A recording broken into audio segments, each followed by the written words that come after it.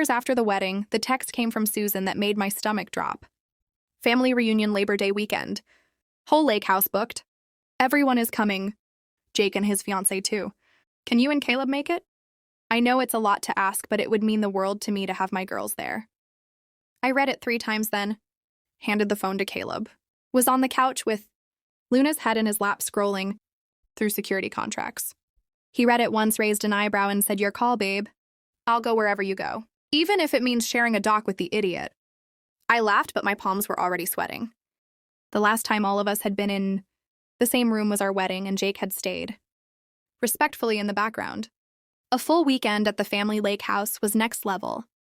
3 days, 2 nights, bonfires, boat rides, big family dinners. No escape. I texted Susan back and said we'd love to come, then immediately regretted it. The week leading up to the trip was torture. I overpacked like we were going to Antarctica. Caleb teased me about the 3 different swimsuits and 4 sundresses, but he packed light like always, 1 duffel and his boots.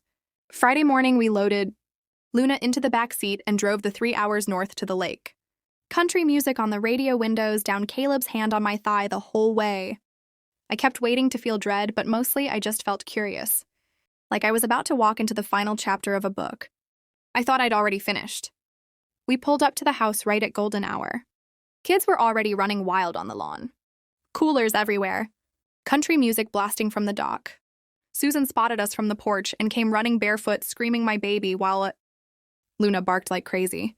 She hugged me so tight I could barely breathe, then grabbed Caleb's face and kissed both his cheeks. Jake's dad, Mark, was manning the grill, waving a spatula, yelling, "The newlyweds are here."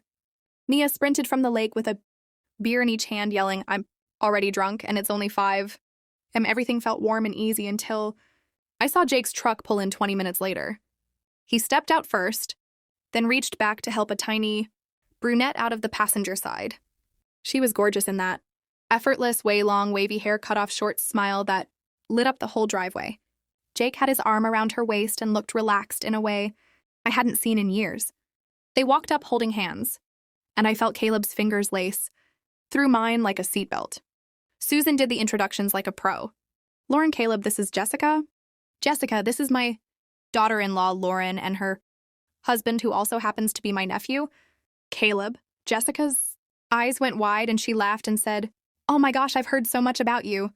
Guys, I feel like I already know you." Her southern accent was thick and sweet and impossible to hate. Jake shook Caleb's hand first, firm, quick. Eye contact, then turned to me and hugged me, quick but gentle, and said, "You look good, Laura. Happy looks good on you." I said the same to him and meant it. The first night was surprisingly fine. Big bonfire, s'mores, kids running with sparklers. Jessica fit right in, asking Mia about law school, telling Susan she loved her potato salad recipe. Jake stayed close to her but didn't avoid us either. At one point, he and Caleb ended up in a conversation about fantasy football, and I caught myself thinking this is so weirdly normal. Then came Saturday morning. I woke up early because Luna needed to pee, walked outside in Caleb's army hoodie, and barefoot onto the dock to drink coffee and watch the sunrise. Mist was still rising off the water, everything quiet except loons. I was halfway through my cup when I heard footsteps behind me.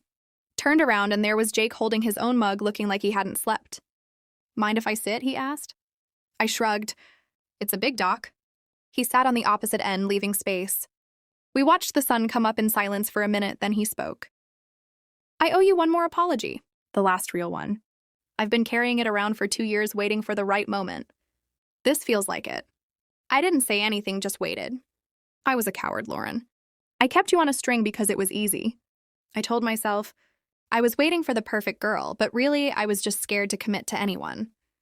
You gave me everything and I gave you just enough to keep you. That night at game night wasn't drunk talk. It was the truth I was too chicken shit to say sober. I hated myself the second I heard the recording. Not because I got caught, because I heard how I sounded. Like a spoiled asshole who didn't deserve the woman sleeping next to him. He took a shaky breath. Therapy's been brutal, but it's working. Jessica knows everything.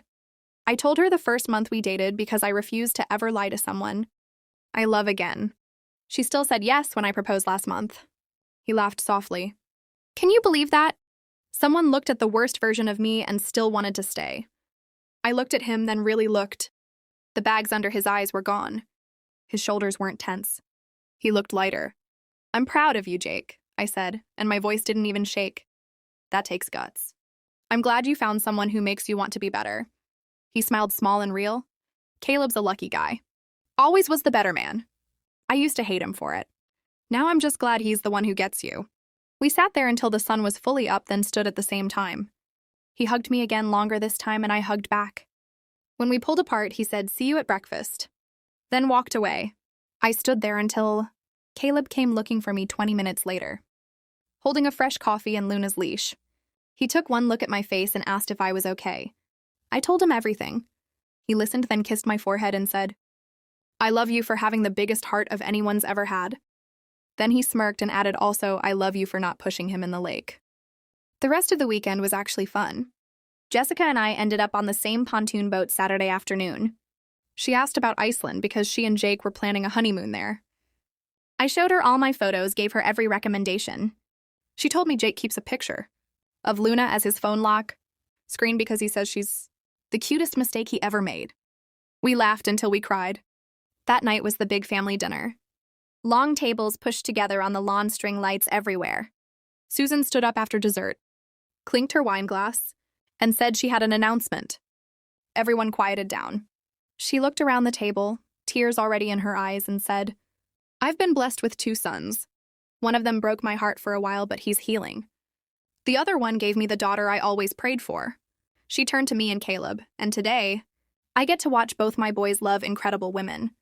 So I'd like to make a toast. She raised her glass higher.